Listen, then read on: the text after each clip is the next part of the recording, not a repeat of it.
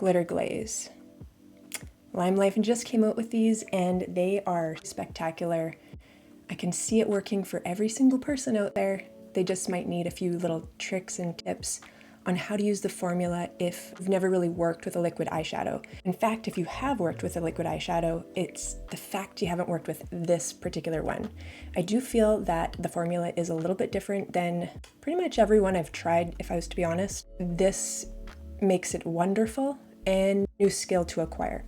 Very easy. You're going to learn it in this video. I'm just going to walk you through a quick eye look I would do with them. I'm going to pick Uptown, which is probably my favorite. It is the rose gold one. I'm going to do some pinks with this guy because it is just wonderful for mixing with pinks, but the type of color it is, you could do it with purples, you could do it with certain taupey browns, you could do it with creams, light pinks. It works for a lot because it's an in-between shade. It's not super warm, it's not super duper cool, so you might find you're picking it up more often than you normally would. So to begin, I'm going to just build a little bit of an eyeshadow base on my lid. I'm going to use Crease brush. This one is Real Techniques one. If I'm not using Limelife brushes, I'm probably using a Real Techniques brush, and if I'm not using that one, I'm probably using a Sigma. Surprisingly, I don't go for the more expensive ones as a rule, just because I have them. Every brush has a place, and some brushes do something great, whereas another brush that looks the same does not. And it doesn't matter on the price range, it truly is just the brush for the job. So throughout the years, I've found myself really switching around different brushes, and I don't often share that, so I'm going to just share with you what I probably would do with certain looks. Limelife brushes are amazing.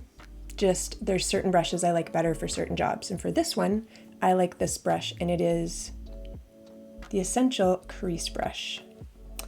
I'm gonna go in with this shade here. It's the very first shade I ever ordered. It's a beautiful one. I often mix a little bit of 33 in there too. I just like to balance them out a little bit. Very pink and almost to a coral brown, soft brown, so somewhere in between is my perfect shade. I've put on some concealer. I used number 1, it's a very light pea green tint. If you go with a concealer that, depending why you're concealing your eye, if you're doing it because you want to block the redness, go with the green one because you're going to use a lot less to achieve the result. And if you use a lot less, it's the perfect amount for putting eyeshadow on, so it doesn't get too mucky and there's enough there that it's just concealed it nicely. If you're using a regular face concealer, I find you have to use a lot more of it to counter out a color. If you're using it just to brighten your concealer because your lid is already perfect, you might want to go with 0 or 2, which is the lighter ones, because it's going to set up the whiter canvas. For me, generally speaking, on a day-to-day basis, I'm not trying to pop vibrant eyeshadow. I really just want it to look lovely and polished. Okay, so going to go in with my Crease shade in here, and I usually just start out on the outer area and I kind of just move it inward like that, and I work mostly out here just because I have a hooded eye, and so if I go too heavy in here, I really add weight in areas I don't want to. So as you can see, I kind of hang around here until all of that is blended in.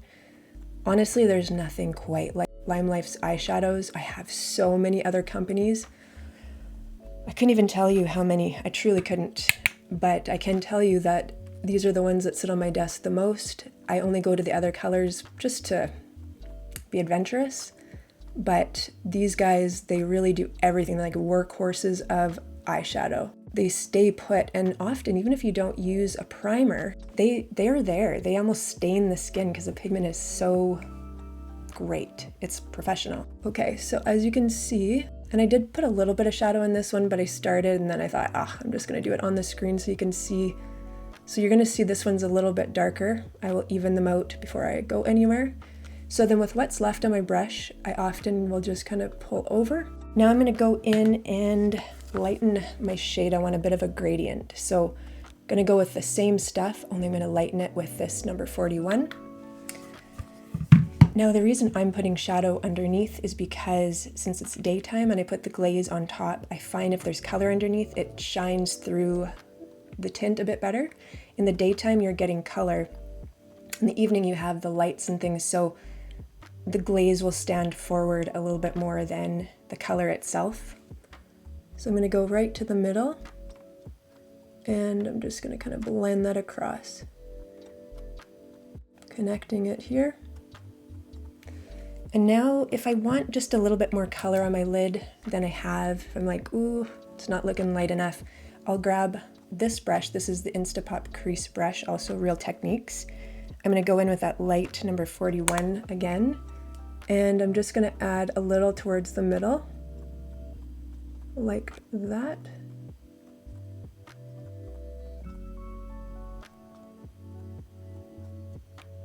There, I have a pretty good base, pretty happy with it.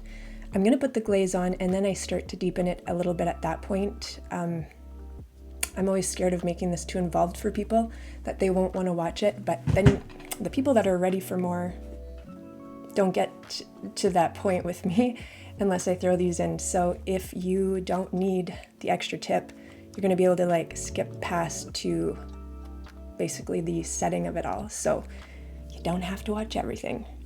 Okay, so now that that's on, I'm going to start with my glaze. Now there's gonna be some cool tips to this that you might not have heard anywhere, might not have thought about yourself. I didn't even think about it till this week, and I've been using it for 2.5 weeks. So I've worked out some of the kinks for you. It might make it a little easier in your learning adventure. So please take it from me that I've probably figured out all the things you can do wrong and how to fix them. Okay, so I went right in. So as you can see, I've been using this for a while, so I have to go like this. Sorry, my camera is locked on me. I'm not camera savvy, so sometimes things are just gonna have to be as they are. So I go in and I just, to get more on there. You can paint full on. I tend to do that not straight up. I like to put my first layer as a thin priming layer. I find everything else sticks a bit better that way. And now what you can do is try a little tiny crease brush, or maybe you have the concealer brush. I use this too, depends on the mood. Either works, or a lip brush. And then I kind of go and I just paint across. And when I get to the inner corner, I kind of pat it just to sort of fade it a little bit as I apply it. Now, as you swipe it across the lid, it's going to start to dry, obviously, because in the inner corner, I'm going, as it's drying, I'm kind of just rubbing a little, going up to the top and swinging over. But as you can see, it's dry. So then you can go in and just paint your brush again. So I just painted the top of it.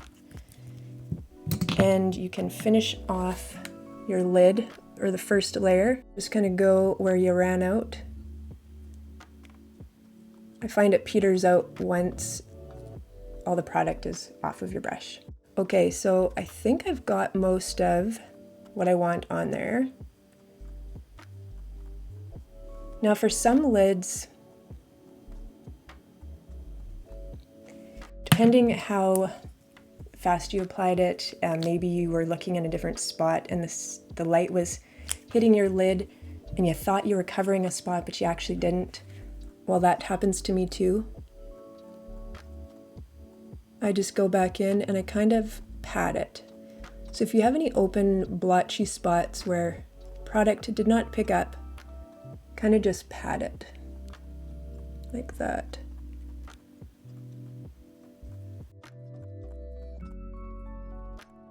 Now, this is where we're going to throw down some tips and tricks. If, for whatever reason, you look in the mirror, and this is actually pretty good, but say I'm in a perfectionist mood today, which was me yesterday. Not today as much, but I'm just going to pretend we are though. This is what you're going to do. To put more down and for it to stick, you're going to take and put onto the back of a palette, if you have it handy.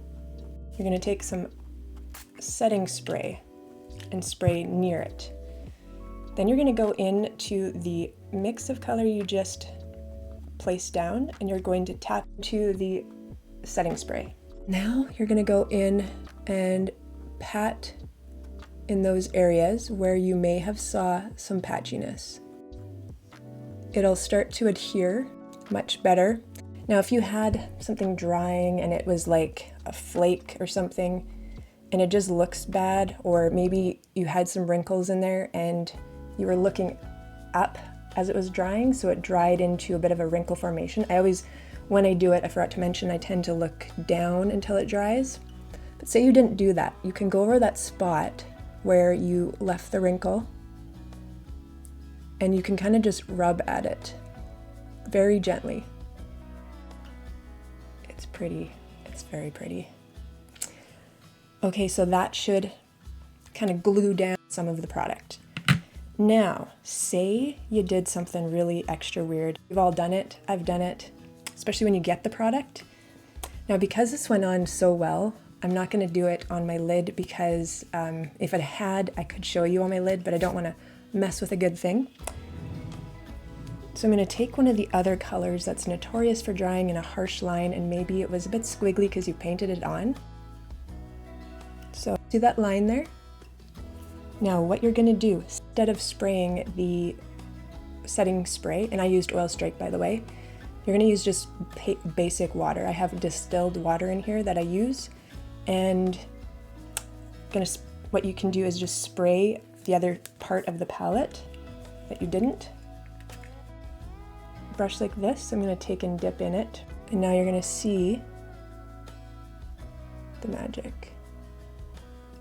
So it almost turns it into a bit of an eraser. Suddenly I could fade the line so it wasn't so harsh. That is because the product is water-based. So this brush I often use to apply the product, kind of like I was showing you with that other little brush, if this is the one I grabbed that day. And say you really just want a light skin-like shine, light glaze, like almost like your skin is wet.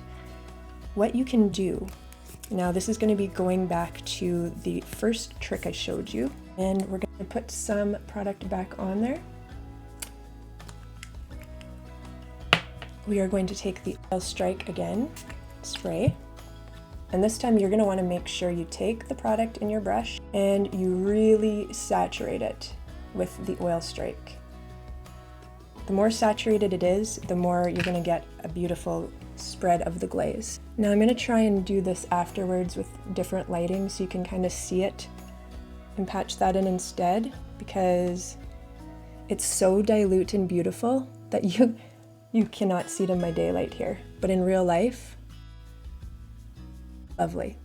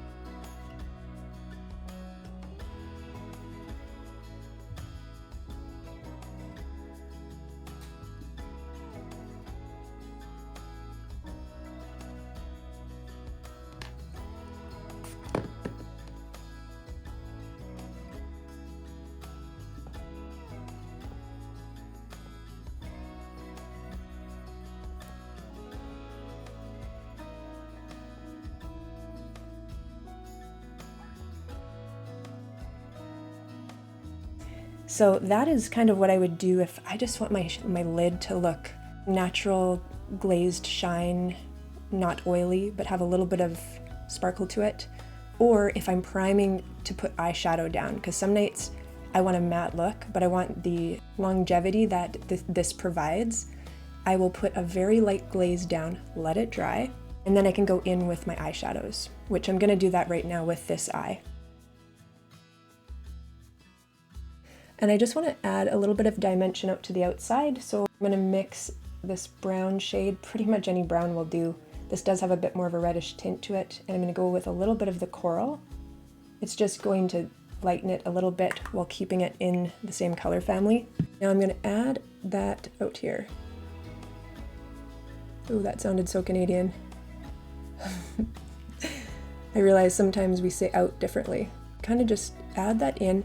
Now I find it really sticks well to the product, so it takes a little bit of extra manipulation to blend it in, but it does blend in. It blends in very nicely and it sort of locks it in place.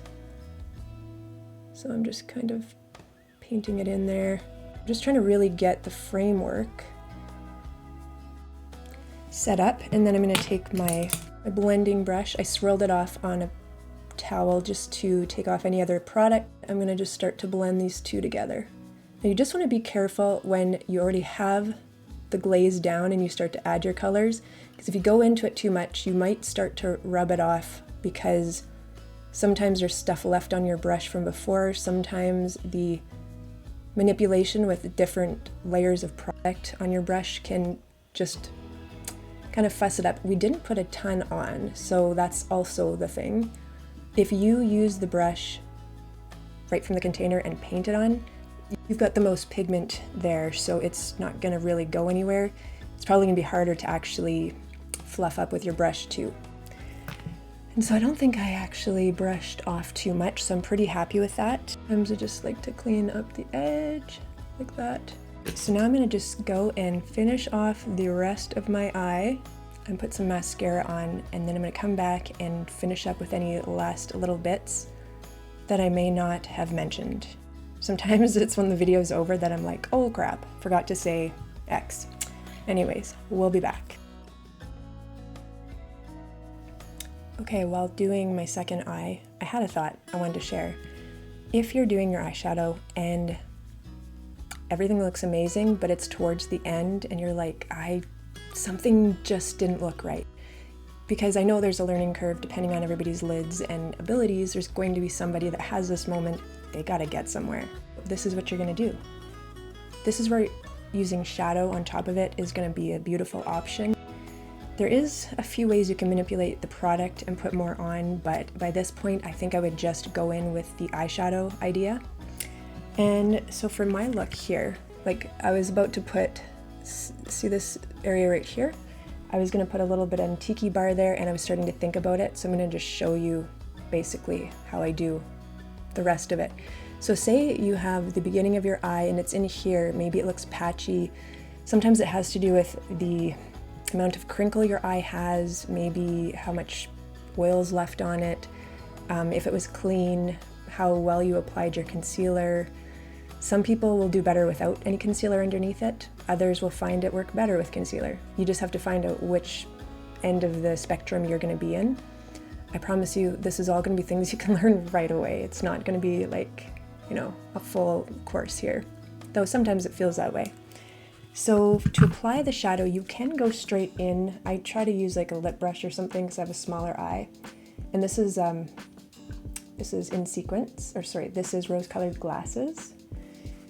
You can go full strength, dry. Try that first. It's always an easier route. Go into that area where you might be missing some, or it took off, or just something's just not right. And fill in those gaps with that. If that's not doing it, then spray your brush with a little tiny bit of water. You can do the oil strike too, but honestly, this is fine with just water, and I wiped it on my towel. Now I'm going to go in again with the rose-colored glasses, and I'm going to put it on top.